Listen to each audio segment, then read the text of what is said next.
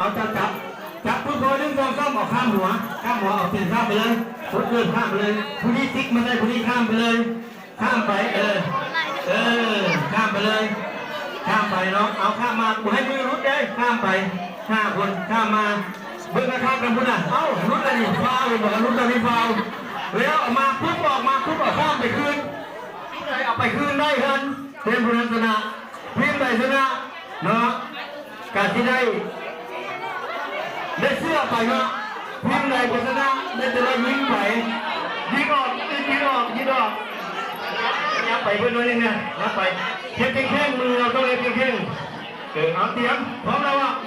มือใหญ่มือเล็กจับกันดีๆจับมือแก้เลยมือไม่ได้ฟาวเนาะจะออกมาปุ๊บเนาะเอาคล้องเข้าไปเนาะตัวนี้ก็ต้องซ้อยมือนี้ก็แล้วต้องซ้อยไว้ยุดมือหลังก็ไว้ยุดมือจะไว้ยุดซิกเลยก็ข้ามขาข้ามเดินข้ามรันกันแล้วเลยข้ามขาแล้ว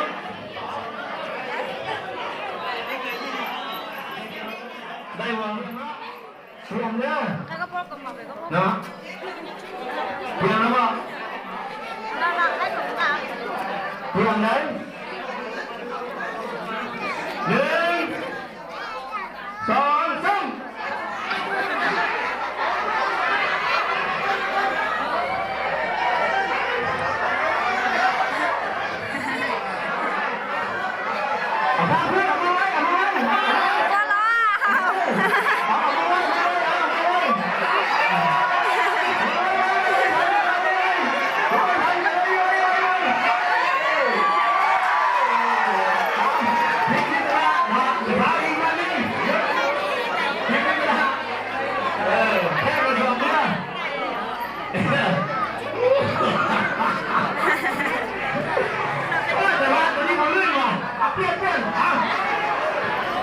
แต่ว่า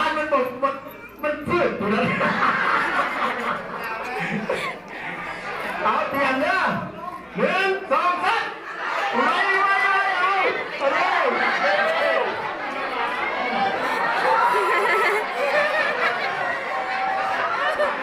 เอาเดี๋ยว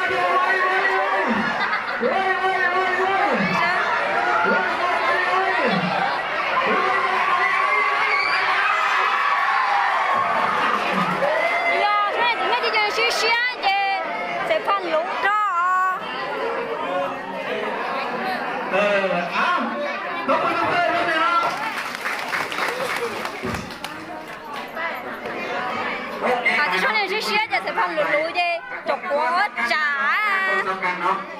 เก่งหลายพิมพ์ที่ว่าเสียจะซามไปแล้วเราปลอบใจเป็นซามเนาะประหลาดหน่อยพิมพ์ชนะได้แต่เรายิ้มมาต้องมือเลยมึงแน่เนาะเย็บชนะหกแก้มประเกียรได้พิมพ์ชนะได้เสื้อนะเอาไปอีกตัวนึงเลย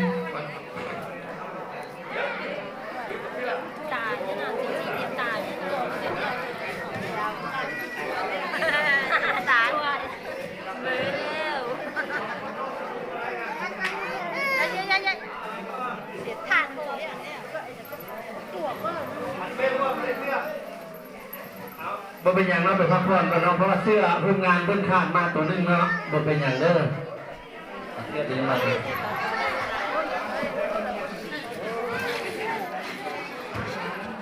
ให้ดูใจนักการว่าเราได้สมุขเพราะว่าบุญของเราได้สำนักถูกป่ะ